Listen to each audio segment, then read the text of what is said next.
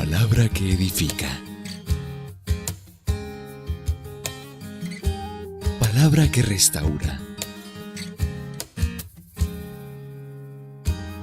Palabra que transforma. Misión Cristiana Filadelfia en Guatemala y su pastor Abraham Flores te damos la bienvenida.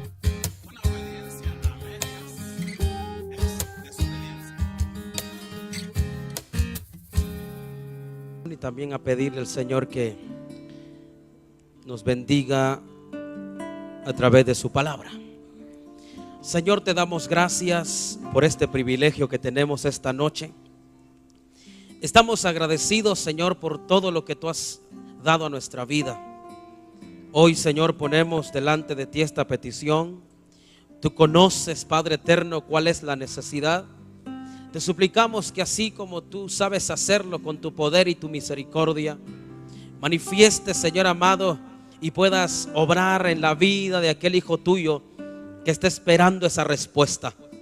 Oramos también por todas las peticiones que tus hijos hoy han presentado delante de ti, Señor. Te pedimos que tu palabra esta noche, Dios mío, nos pueda confrontar, nos pueda sanar, nos pueda salvar. Tu palabra, Señor, que pueda ser lo que nosotros estamos esperando, la respuesta, Señor, a muchas preguntas. En el nombre de Jesús te damos gracias, Padre. Amén. Amén. Amén. Abra su Biblia, por favor, y vamos a leer en la primera carta del apóstol Pedro. Y vamos a buscar el capítulo 4, versículo 10. Primera epístola o primera carta del apóstol Pedro, capítulo 4, versículo 10. ¿Lo tenemos, hermanos? Amén. Leamos la palabra. Dice: cada uno según el don que ha recibido, ministrelo a los otros como buenos administradores de la multiforme gracia de Dios. Amén. Por favor, siéntese. Con la ayuda del Señor esta noche yo quiero trasladarle, hermanos, y quiero compartir bajo el tema administradores en el reino. El hermano Abraham estaba diciendo algo muy importante y él decía que nosotros realmente somos administradores y que se nos ha encomendado algo de parte de Dios a todos los que estamos acá, a todos los que, hermanos, hemos sido lavados con la sangre del Cordero y que hoy somos hijos de Dios. Somos mayordomos, somos administradores de algo que Dios ha depositado en usted. Y para comenzar, pues yo debo decirle que la palabra mayordomo, de hecho, se lo reitero, es administrador. Y fíjese usted, hermano, que la palabra administrador en la Biblia encontramos muchas personas que en la palabra se denomina administradores, son administradores de algo. Y de hecho la palabra administrador administrador o administrar, hermano, según el diccionario bíblico, note usted la definición que tiene. Dice: es el que reparte comida a los animales. También se puede entender como mayordomo, o incluso a esta persona también se le llamaba el que curaba. El mayordomo es una palabra, o administrador es una palabra que tiene raíz, hermano, raíz griega. De hecho, acá en el versículo 10, la palabra administrador se puede mencionar en el idioma griego, que fue el idioma que se escribió, en que se escribió el Nuevo Testamento, y se dice oikonomos. Y oikonomos es una palabra compuesta: oiko, que significa casa, y nomos, que significa el que reparte o sirve la comida a los animales. o el que se encargaba de buscar el forraje para llevar, o el pasto para llevar a los animales de su amo. Ese era el trabajo de un mayordomo, el que estaba en la casa y que cuidaba todo lo que era necesario, todo lo que el amo o el jefe o el dueño de la casa le encomendaba. Claro está que el mayordomo o administrador era el principal de los sirvientes. Era como que en jerarquía era el que tenía más, estaba más en alto, era el mandamás comparados con todos los sirvientes que estaban en esa casa. Esa es la definición de administrador según la traducción acá en el capítulo 4 versículo 10. Y siempre, como le digo, se puede traducir como el que curaba, porque de hecho cuando había algún animal que se había enfermado o tenía algún problema por estar pastando, cuando él no le llevaba la comida al establo a donde estaban los animales, pues lógicamente él tenía la responsabilidad de curarlo, de vendarlo, de darle la asistencia necesaria para que el animalito volviera a estar como antes, para que volviera a estar sano.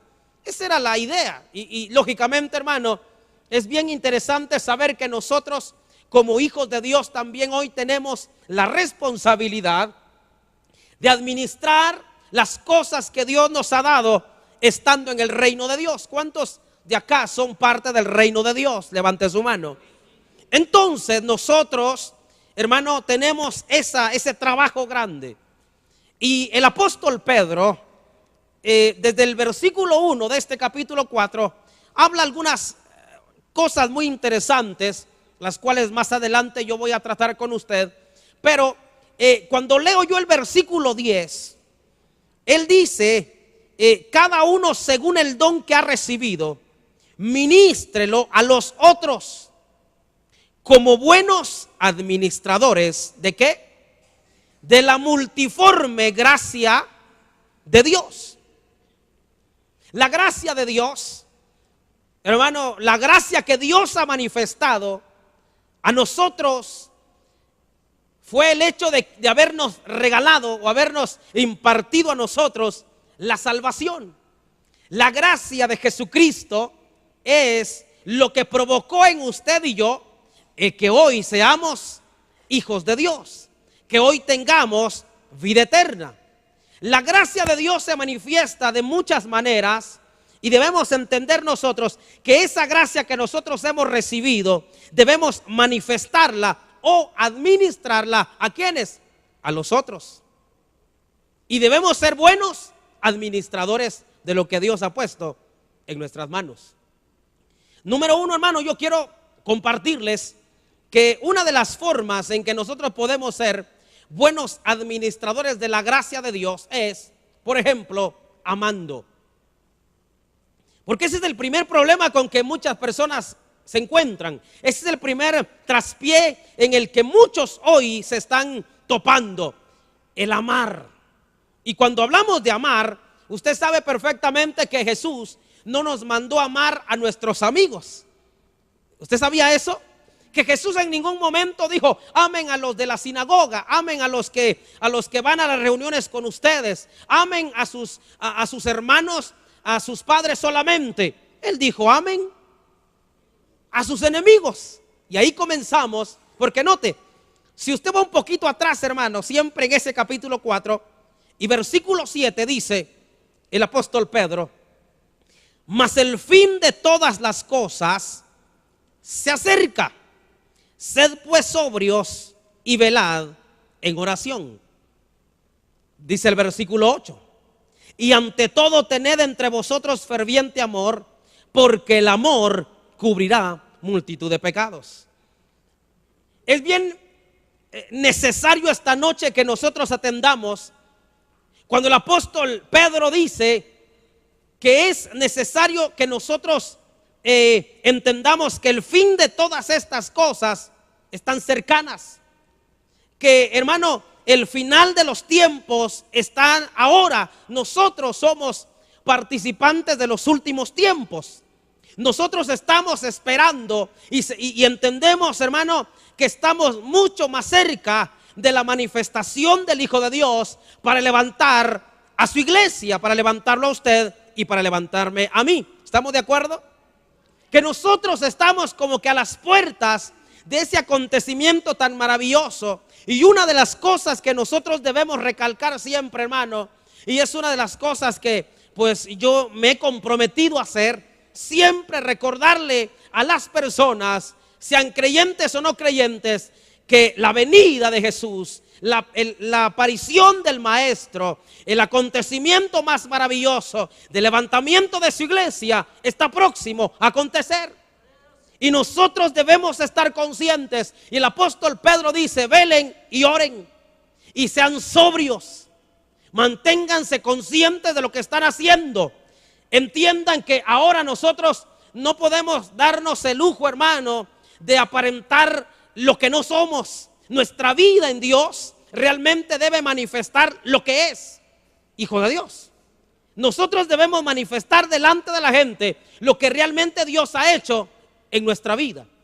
Ahora, si usted realmente entiende, o si alguien me viene a decir acá que todavía no ha tenido la bendición de ser hijo de Dios, no ha tenido la bendición de que Dios ya lo adoptó como su hijo por medio de la sangre del Cordero, pues entonces yo debo decirle también que es muy necesario que se acerque, que abra su corazón, que también el Señor quiere perdonar sus pecados.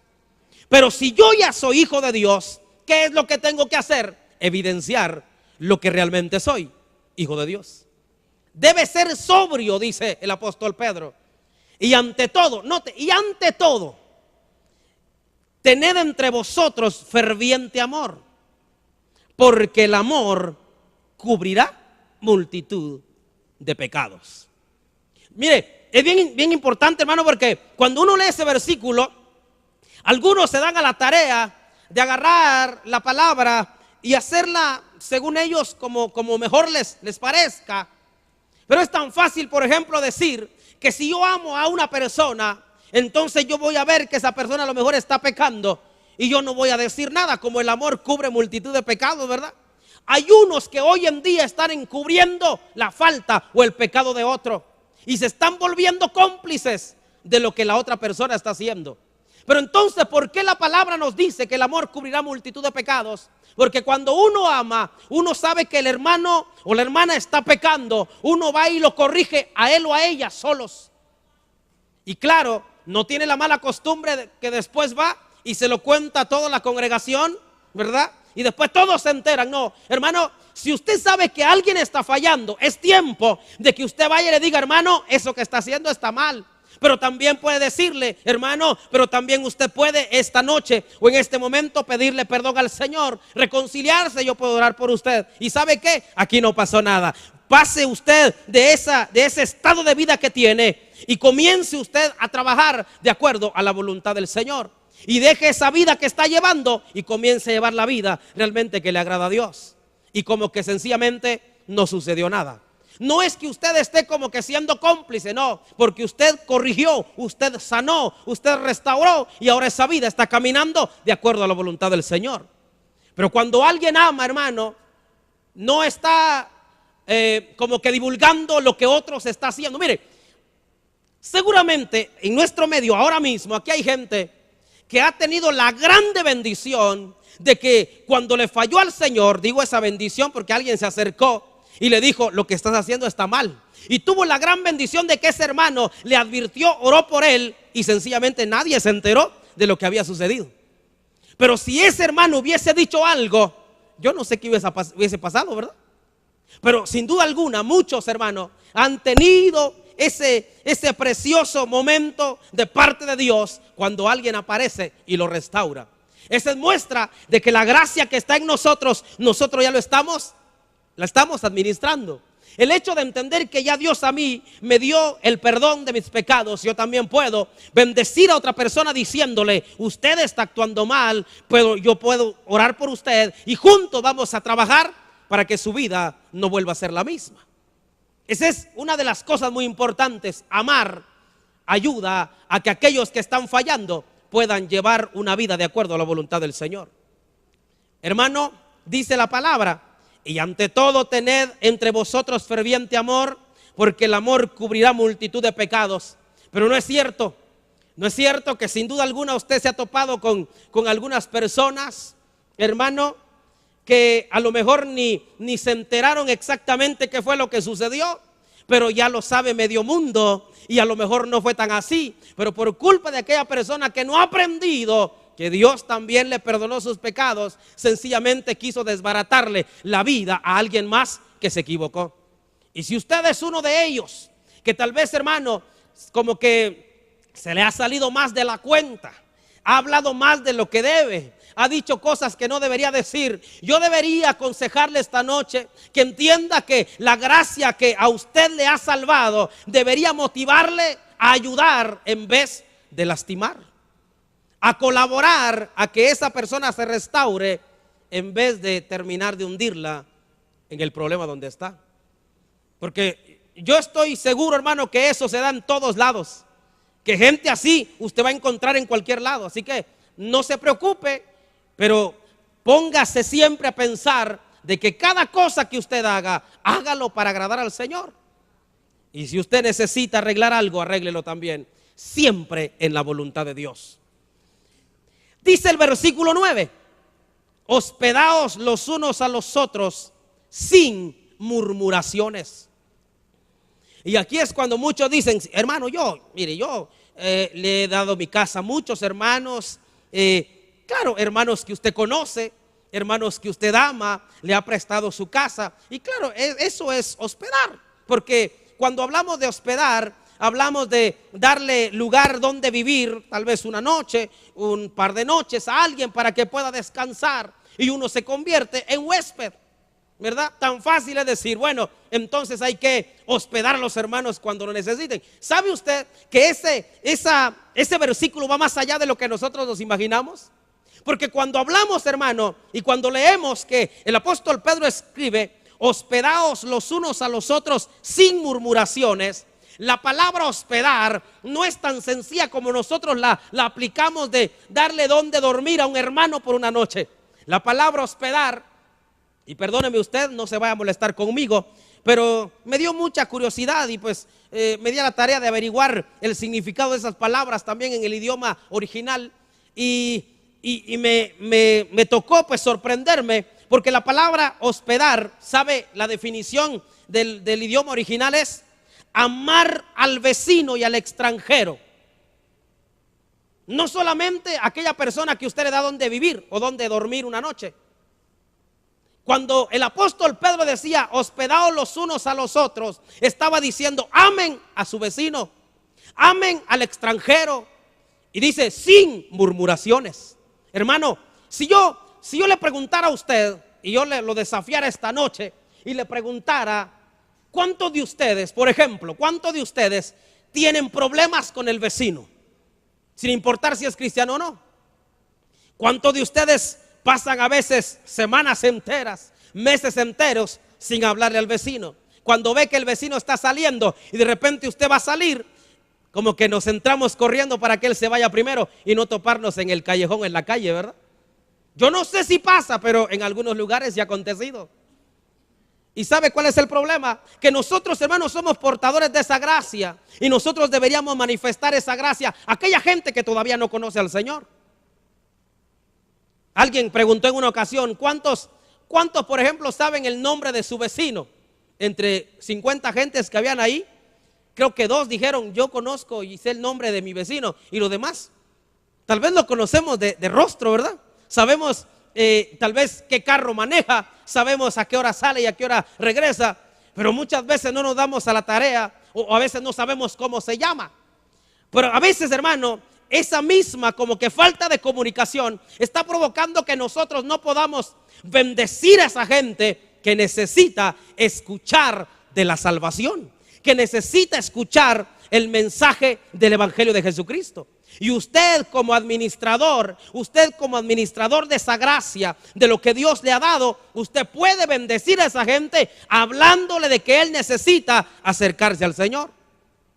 Cuando hablamos de mayordomía, hermano, muchas cosas podríamos tratar, pero usted es un mayordomo de lo que Dios le ha dado. ¿Qué es lo que está haciendo con eso?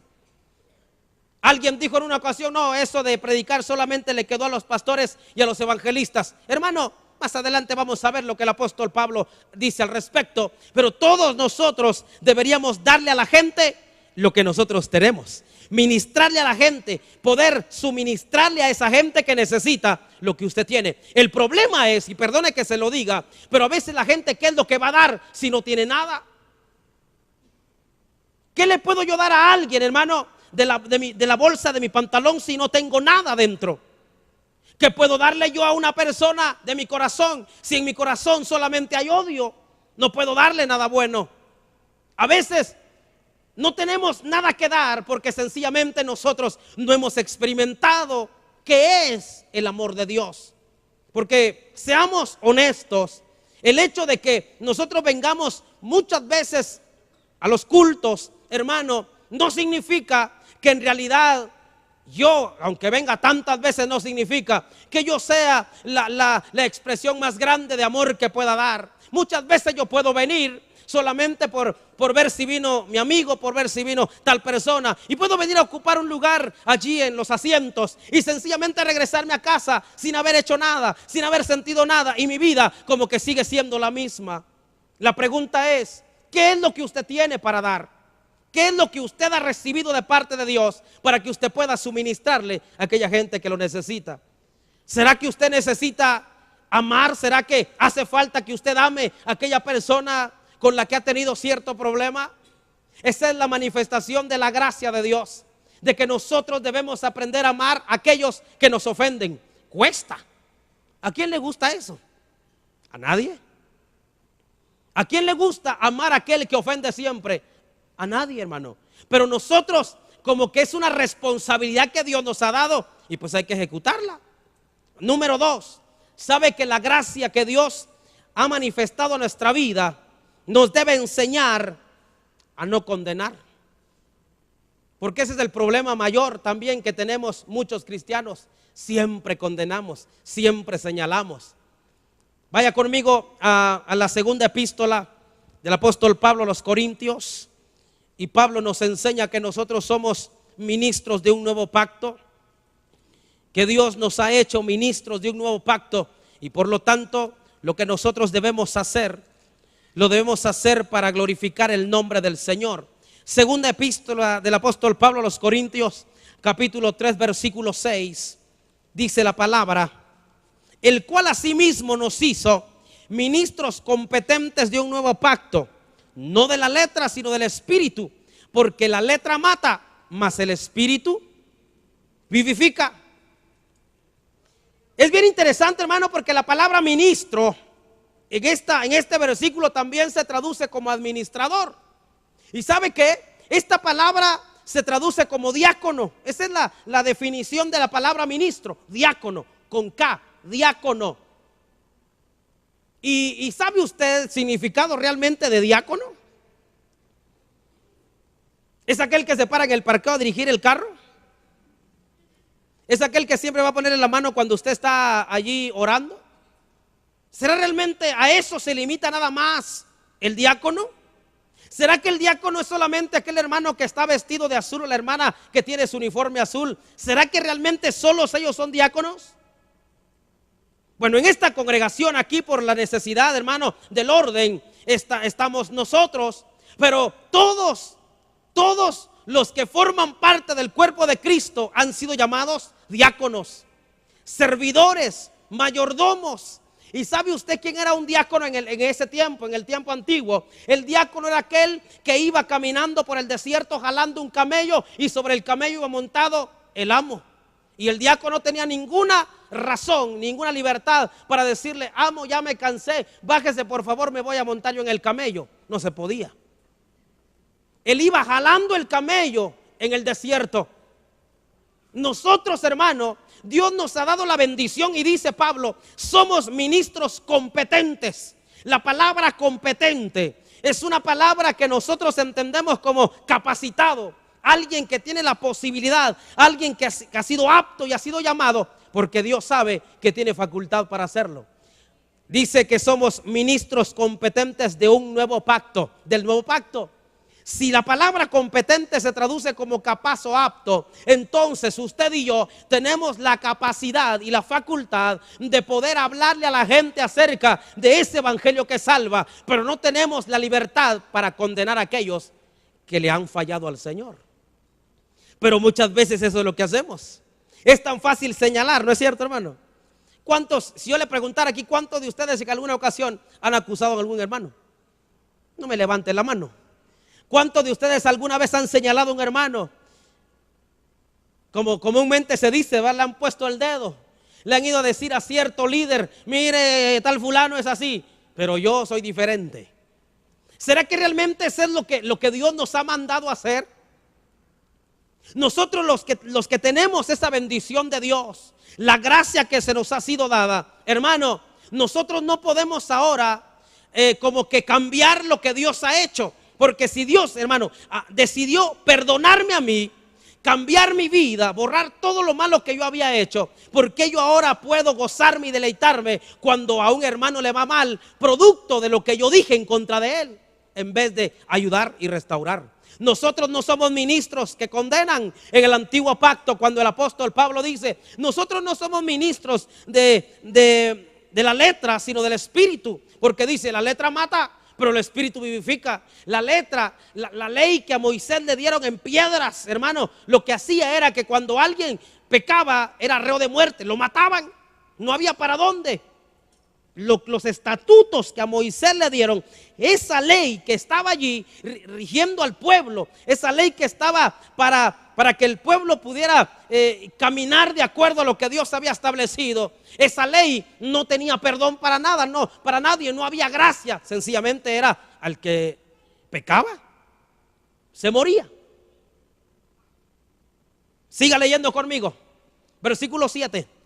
Y si el ministerio de muerte grabado con letras en piedra fue con gloria, tanto que los hijos de Israel no pudieron fijar la vista en el rostro de Moisés a causa de la gloria de su rostro, la cual había de perecer, ¿cómo no será más bien con gloria el ministerio del Espíritu? Porque si el ministerio de condenación fue con gloria, mucho más abundará en gloria el ministerio de justificación. Porque aún lo que fue glorioso no es glorioso en este respecto en comparación con la gloria más eminente. Porque si lo que perece tuvo gloria, mucho más glorioso será lo que permanece. Note, hermano, cuando Pablo nos describe de esta forma y dice: lo que Dios le dio a Moisés, claro que tenía validez y era con gloria. Pero si aún eso que pereció, cuando el Jesús bendito apareció en escena, como que allí, hermano, tuvo el cumplimiento de todo lo que se había hablado acerca del Mesías, en ese instante se instauró un nuevo pacto, y el pacto que era regido por la ley se terminó, y ahora nosotros vivimos en el pacto de su sangre preciosa. Ahora nosotros no tenemos, hermano, la libertad, ni siquiera deberíamos tenerla. Ahora nosotros hemos sido llamados para decirle a la gente: está bien, para poder corregir los errores y decirle dónde está fallando, pero también hemos sido llamados para restaurar. ¿Por qué cree usted que hay tanta gente hoy frustrada y peleándose con Dios? Como que Dios tuviera la culpa. ¿Cuánta gente hoy se ha ido de las congregaciones? Porque tal vez, hermano, no es que estoy diciendo acá que hay que felicitar al hermano que pecó, de ninguna manera. Pero muchas veces, lejos de restaurar a esa persona, en vez de ayudar, lo que se hizo fue culpar, señalar, y lo que provocó es que esa gente se fuera frustrada y hoy sencillamente no quieran saber nada de Dios. Imagínese, ¿qué sucedería que de repente algo hizo usted de repente? Y eso amerita pues un castigo, lo que en algunos otros lugares le llaman disciplina. ¿Y saben qué hacen en otros lugares? Llaman a los hermanos y lo ponen enfrente de los demás y dice: este hizo esto y tiene que pagar esto. Necesitamos nosotros entender que lo que Dios nos ha dado debe servir para bendecir a los demás. Usted es un ministro competente. ¿Cuántos creen que son ministros competentes? ¿Cuántos han sido llamados por el Señor para tener esa facultad de poder ayudar a aquel que ha fallado, aquel que ha pecado, no para condenar? Siga leyendo, dice: así que teniendo tal esperanza usamos de mucha franqueza y no como Moisés, que ponía un velo sobre su rostro para que los hijos de Israel no fijaran la vista en el fin de aquello que había de ser abolido. Pero el entendimiento de ellos se embotó, porque hasta el día de hoy, cuando leen el antiguo pacto, les queda el mismo velo no descubierto, el cual por Cristo es quitado. Note pues, dice el apóstol Pablo que esa gloria que se manifestó en Moisés, que lo que provocó fue que Moisés tuvo que taparse el rostro por causa de los que estaban allí, porque Moisés entendía, hermano, que ese brillo que había en su rostro se iba desvaneciendo, y tuvo que cubrirse el rostro para que ellos no se dieran cuenta que ese brillo que estaba ahí como que penetrante, como que iba perdiendo su fuerza. Pero ahora nosotros tenemos la bendición de no tener ningún velo enfrente, de no tener nada enfrente del rostro, porque ahora nosotros, hermanos, somos la manifestación gloriosa de lo que Dios ha hecho a través de su Hijo Jesucristo en nosotros. Y nosotros tenemos ahora esa bendición de poder ser administradores de lo que Dios nos ha dado. Hermano, necesitamos cambiar nuestra forma de ver las cosas. Ya no condene a la gente, al contrario, ayude, restaure. Usted tiene esa bendición. Usted fue facultado para eso. La gracia usted la recibió para eso. ¿O acaso usted recibió la gracia y ahora usted está en el reino de Dios, en el reino de la luz? Y qué bendición. Y ahora yo me paro hasta arriba y comienzo a ver dónde el hermano se equivoca, y ahí le voy a señalar. Así somos muchas veces, ¿verdad? Quisiéramos pararnos en una silla y comenzar a ver a todos sobre el hombro en dónde está el hermano que se equivocó. Como ahora yo ya tengo la bendición de ser hijo de Dios, me olvidé de dónde Dios me sacó y ahora pienso que soy mejor que los demás. Y ese es un error. Todos acá debemos entender que en un momento dado nos vamos a equivocar. Y recuérdese que bienaventurado el misericordioso, porque él también alcanzará misericordia. Nosotros hemos sido llamados para eso, hermano. El apóstol Pablo nos enseña que nosotros somos ministros de ese nuevo pacto.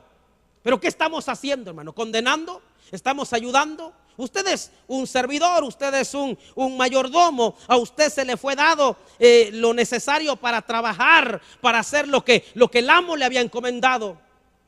¿Qué está haciendo con lo que Dios le dio? ¿Está ayudando a la gente? Si yo le preguntara a usted esta semana a cuántos le habló de Jesucristo, no me conteste, pero piense. O sea que no podemos nosotros pensar que lo que Dios me dio a mí me lo voy a guardar y no lo voy a compartir con los demás. Deberíamos pensar que a partir de, si no se puede de hoy en la noche, mañana, la persona que trabaja ahí con usted, el vecino, la persona que usted conoce, y deberíamos desafiarnos a ver si podemos hablarle acerca del Señor, porque eso es compartir. Eso es saber distribuir lo que a mí el amo me dio, lo que a mí el Señor me ha dado, el Señor de la casa. Entonces quiero decirle que como punto número 3 yo tengo acá, hermano, que una de las formas en que nosotros podemos manifestar y administrar la multiforme gracia de Dios es viviendo como es digno del Señor. Porque dejemos por un lado de que si amamos o no amamos, dejemos por un lado que si nosotros condenamos o no condenamos. El problema comienza acá entonces. ¿Cómo está nuestra vida? ¿Estamos viviendo de acuerdo a la voluntad del Señor? Porque si yo por ejemplo, yo le pido que vaya en su Biblia, vaya y busque la epístola a los Hebreos. Y con este punto yo voy terminando. Capítulo 12, epístola a los Hebreos. Note usted lo que el escritor a los Hebreos nos narra. Capítulo 12, versículo 2 dice: puesto los ojos en Jesús, el autor y consumador de la fe, el cual por el gozo puesto delante de él sufrió la cruz, menospreciando el oprobio, y se sentó a la diestra del trono de Dios. Hermano, yo debo decirle que hay muchas cosas que podríamos hablar del por qué hoy los cristianos no viven de acuerdo a lo que Dios desea. Porque hoy mucha gente no manifiesta el cambio de vida que Dios ha hecho en ellos. Algunos no pueden vivir una vida digna del Señor porque seguramente todavía no han conocido cómo es el Señor Jesús, cómo actuó Él. Por ejemplo, si yo, hermano, le digo que yo quiero hablar acerca de los países de Europa, yo qué tengo que decirles si ni siquiera he ido ni en sueños a ese lugar. Yo no puedo hablar de algo que yo no conozco. Yo no puedo hablarle, por ejemplo, de cómo es la Torre Eiffel si nunca he ido. Lo único que conozco es la Torre del Reformador, que se parece. Ahí sí podría decirle en dónde está. Y podría decirle quiénes son los que venden alrededor de esa torre. Pero más allá no puedo. Por lo tanto, si nosotros, hermanos, no hemos visto a Jesús, no hemos entendido, no hemos tenido esa bendición de conocer cómo realmente el Señor Jesús se manifestó en esta tierra, es muy difícil que yo pueda manifestar en mi vida lo que realmente Dios es a través de mí. Eso es muy complicado. Si nosotros no hemos tenido esa bendición, ¿qué es lo que vamos a mostrar? Por eso el escritor dice: puesto los ojos en Jesús. Cuando usted ponga la mirada, cuando usted se dé cuenta, cuando usted ponga la atención precisamente en el Hijo de Dios, entonces usted va a decir: Él es el modelo a seguir. De esa manera yo quiero hacer las cosas. Podríamos hablar tantas cosas. Jesús dijo que deberíamos aprender a ser mansos y humildes, pero ¿cuántos aquí realmente son mansos y humildes? Nosotros debemos aprender que la gracia que el Señor nos ha dado, hermano, deberíamos usarla para evidenciar que nosotros somos hijos de Dios. ¿Por qué le digo esto? Porque nosotros muchas veces, hermano, en vez de manifestar la vida en Cristo Jesús, muchas veces lo que evidenciamos es el pecado que siempre cometemos. Porque hay mucha gente hoy, hermano, evidenciando el enojo contra el hermano. Hay tanta gente que hoy vive amargado con el hermano y sencillamente no quiere arreglar el asunto. Porque hay tanta gente que hoy no quiere perdonar. Porque hay tanta gente que dice: mire, yo al hermano lo conozco, pero con él de lejitos, porque mejor si no me habla. Esa no es la vida que realmente nosotros deberíamos evidenciar. Esa no es la forma que nosotros debíamos mostrar que realmente el Señor vive en nuestra vida. Recuérdese que cuando a Jesús le presentan a la mujer que sorprendieron, hermano, en pleno acto del adulterio, ¿qué era lo que dijeron los fariseos? Hay que matarla, hay que apedrearla, hay que asesinarla porque es pecadora. Pero Jesús dice: aquel que se sienta que no tiene ningún pecado, que se atreve a lanzar la primera piedra. Y dice la palabra que todos, desde el más viejo hasta el más joven, comenzaron a irse acusados por su conciencia. Si Jesús no es capaz de condenar a aquel que ha fallado, si Jesús no es capaz de condenar a aquel que se ha equivocado, si Jesús es capaz de perdonar, ¿por qué nosotros no hemos aprendido a perdonar? ¿Por qué hay tanto pleito en las familias? ¿Por qué las nueras y las suegras están peleándose? ¿Por qué los esposos tienen problemas? ¿Por qué entre los hermanos hay discusión? ¿Por qué entre los ministros, gente que ministra la palabra, gente que está sirviendo en la iglesia, hermano, todavía tiene ese problema? Cuando debería entender que la gracia que le ha salvado debería ser un motivo para también perdonar a aquel que le ha ofendido. Necesitamos cambiar nuestra forma de vivir. Necesitamos nosotros, hermano, entender que muchos en este tiempo, note, muchos cristianos en este tiempo, sencillamente lo que están haciendo es odiando a la gente, cuando realmente ese no es el estilo de vida que debería llevar. Jesús nunca odió a nadie, al contrario, a pesar de que lo golpearon, lo lastimaron, se burlaron de él, lo acusaron falsamente, él siguió amando. Pero esa gracia que hoy nos ha salvado, como que nos puso un seguro en el corazón, y como que somos tan duros y no queremos aprender la vida de Jesús. Porque tal vez no hemos puesto la mirada en Él. Hay gente, hermano, que siempre anda quejándose de la vida tan atrofiada que lleva en el Señor, porque tal vez ha visto tantos errores y ha visto a cuánta gente que se equivoca, y su corazón se llena de odio, de rencor, de amargura y de pleito. Pero ¿por qué no entendemos de una vez por todas que Jesús ha manifestado amor para aquellos aún cuando todos lo estaban odiando? Y nosotros podemos hacer lo mismo. Si usted tiene problemas con alguien, ¿por qué no lo arregla? Usted es salvo, sin duda alguna. Si usted, hermano, ya abrió su corazón, hizo la oración de fe, confesó a Jesús como su Salvador, usted definitivamente, si el Señor lo ha lavado con la sangre carmesí y Él lo ha limpiado de esos pecados, no me cabe la menor duda que usted es salvo. Pero ¿por qué usted anda todo amargado? ¿Por qué anda peleando? ¿Por qué anda con odio? Esa no es la forma de manifestar la bendición de ser perdonado por Dios. ¿Va a seguir así? ¿Vamos a seguir así? ¿Seguiremos con esa actitud irreverente? Nosotros debemos tomar en cuenta que si vamos más adelante, hermano, ahí siempre en el capítulo 12 de Hebreos, dice del versículo 12 en adelante: por lo cual levantad las manos caídas y las rodillas paralizadas, y haced sendas derechas para vuestros pies, para que el cojo no se salga del camino, sino que sea sanado. ¿Sabe cuál es el otro problema que hacen muchas veces o hacemos los cristianos? Es que cuando el escritor a los hebreos dice haced sendas derechas para que el cojo no caiga, lo que está diciendo es: aplana tú el camino para que aquel que anda cojeando, aquel que anda como que haciendo las cosas no muy bien, no termine cayéndose. El problema de un cristiano muchas veces malintencionado es que cuando ve que alguien ya está a punto de caer, en vez de levantarlo, lo que hace es terminar de empujarlo, ponerle trabas, hacer el camino más escabroso para que aquel que está cojeando, aquel que está débil, aquel que está a punto de caer, termine hundiéndose. Y muchas veces nos gozamos cuando alguien se equivoca.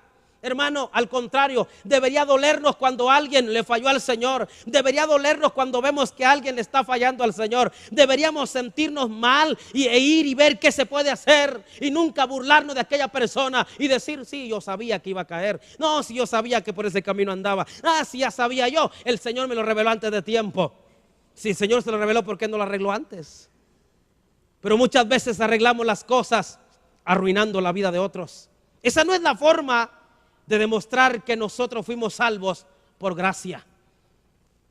Porque si nosotros hicimos algo para ser perdonados, hermano, si usted pagó algo para ser perdonado, entonces dígame: permítame un momento, hermano, yo sí tengo la facultad para señalar a cualquiera porque a mí me costó ser salvo. Perfecto, no digo nada, y con usted no discuto. Pero estoy convencido de que nadie aquí ni en el mundo es capaz de decir que pagó un solo centavo para recibir la salvación y vida eterna que solamente Dios nos dio por su misericordia. Si es así, aprendamos y ayudemos a aquellos que han fallado. Hermano, sigue diciendo: mirad bien que no sea que alguno deje de alcanzar la gracia de Dios, que brotando alguna raíz de amargura os estorbe, y por ella muchos sean contaminados. No sea que haya algún fornicario o profano como Esaú, que por una sola comida vendió su primogenitura. Porque ya sabéis que aún después deseando heredar la bendición, fue desechado y no hubo oportunidad para el arrepentimiento, aunque la procuró con lágrimas.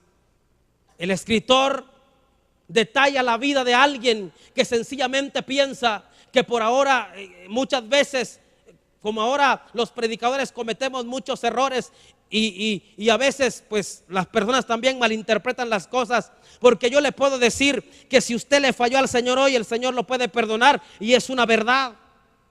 Pero muchas veces creemos nosotros que nuestra vida puede seguir de esa manera: peco y pido perdón, peco y pido perdón, y de esa forma voy a llevar mi vida. Tenga cuidado, porque si nuestra vida es así, porque si estamos viviendo de esa manera, tenga cuidado, porque puede llegar que en un momento determinado de este mundo, hermano, ya no podamos hacer nada. Porque sabe una cosa, yo creo que Dios incluso puede cortar de este mundo a alguien que no quiere afirmarse delante de Él.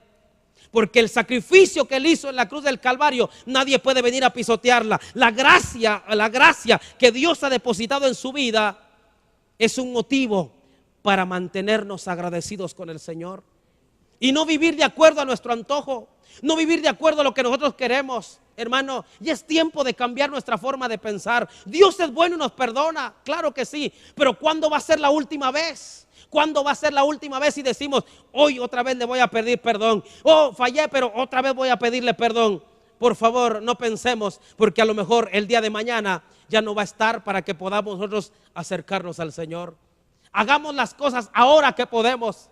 Afirmémonos ahora que podemos. Hermanos, le decía al principio, estamos en el último tiempo, los últimos días. El tiempo es peligroso. ¿Cuántas cosas se están cumpliendo? El Señor puede venir hoy mismo. El Señor puede llevar a su iglesia esta noche. Y si yo le pregunto esta noche, ¿quién de los que está acá, si el Señor viene, se queda? Porque a lo mejor vino tanto tiempo y sencillamente no hubo un cambio de vida. Muchas veces fuimos nada más oyentes, fuimos aprendices del Evangelio.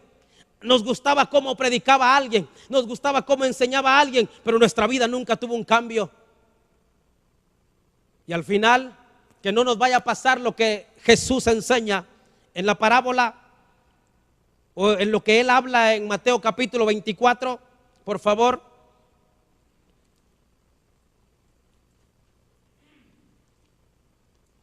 Mateo capítulo 24, de versículos 48 al 51.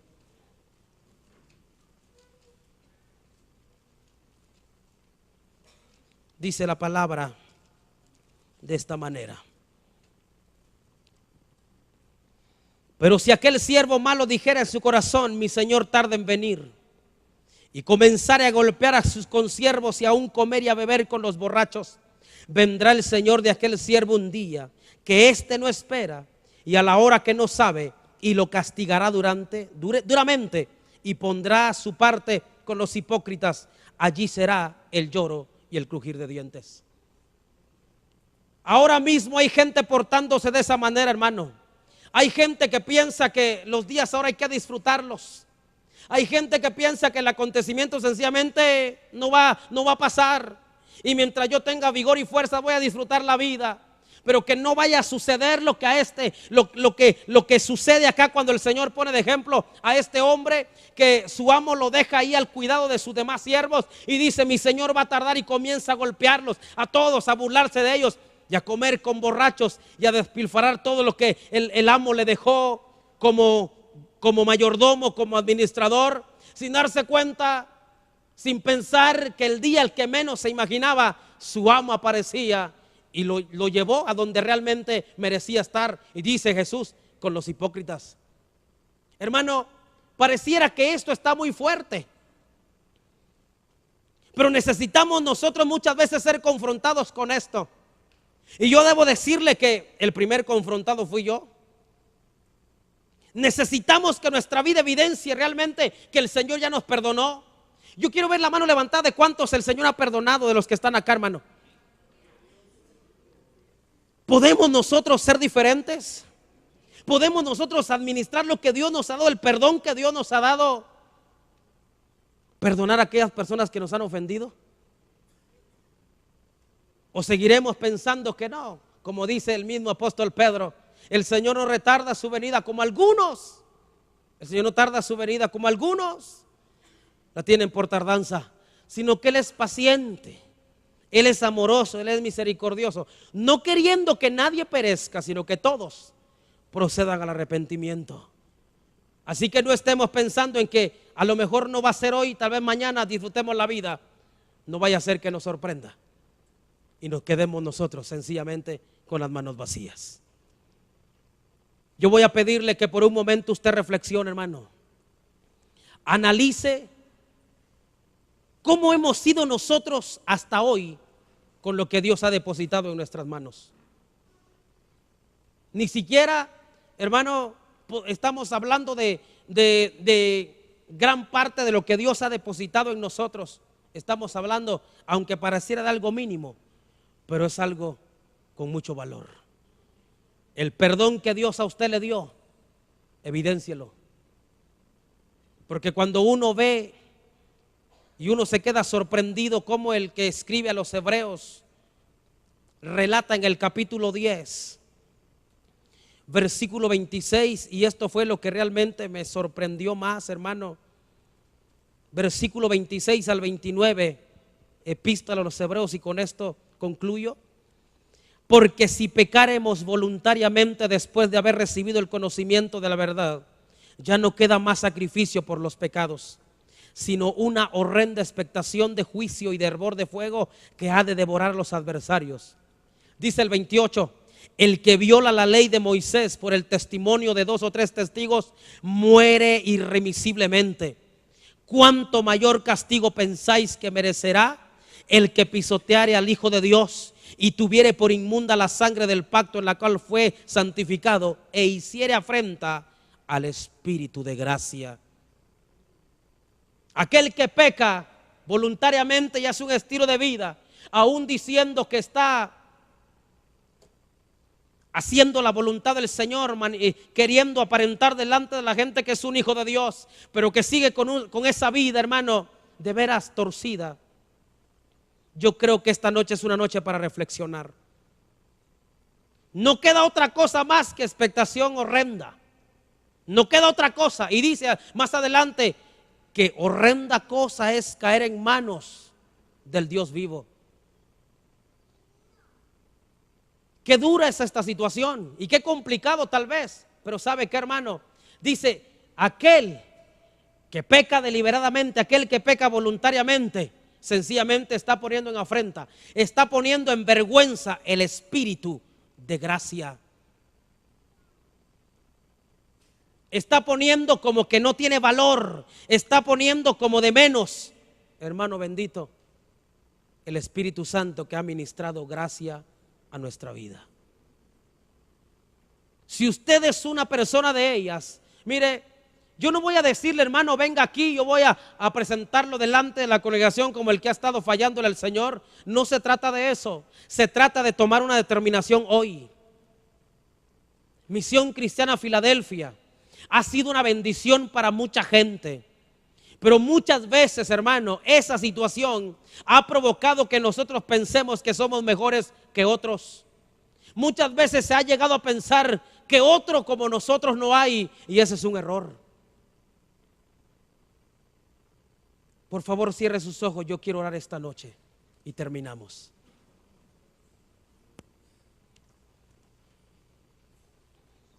Allí usted con el Señor, pídale perdón si realmente hasta hoy la gracia que Él ha suministrado no ha podido usted dársela, compartir con aquella gente que realmente lo necesita.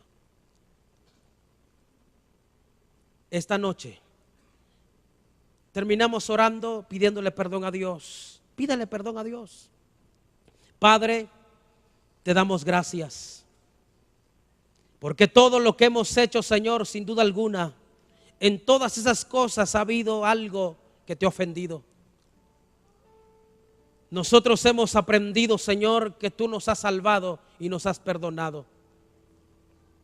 Pero si en algo hemos hecho mal, algo hemos cometido, las cosas que hemos hecho, Señor, en todo este tiempo, en algo te hemos ofendido, esta noche te pedimos perdón. Padre, hoy estamos delante de ti como un cuerpo, como un pueblo, pidiéndote perdón, Señor, porque hasta hoy, sin duda alguna, no hemos actuado como tú anhelas. Gracias por habernos perdonado. Gracias, Señor, por habernos dado la bendición de ser salvos. Y queremos, Señor, bendecir a aquella gente con lo que tú nos has dado. Ya no queremos manifestar pecado, ya no queremos manifestar odio. Queremos manifestar que fuimos salvos por gracia. Que la gente no nos conozca por lo malo que hicimos o que hacemos. Que la gente nos conozca porque somos tus hijos. Gracias te damos, Señor. Te pido que lleves con bendición a tu pueblo. Que vayamos nosotros reflexionando, Señor, en lo que ha sucedido en nuestra vida. Gracias, Padre, en el nombre de Jesús. Amén. Amén. Si esta palabra fue de bendición a tu vida, háznoslo saber al correo